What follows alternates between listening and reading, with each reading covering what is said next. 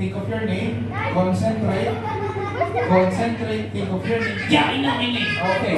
What is your name? Concentrate. No, not concentrate. Your name is Coco. Everybody say hi, Coco. Alright.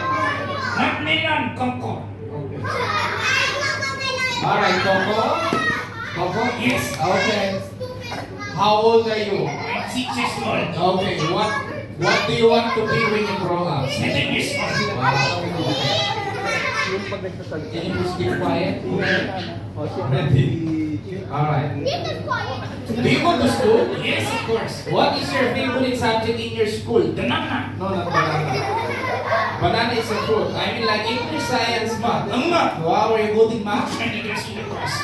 What particularly in math is your favorite? Addition. Clap your hands.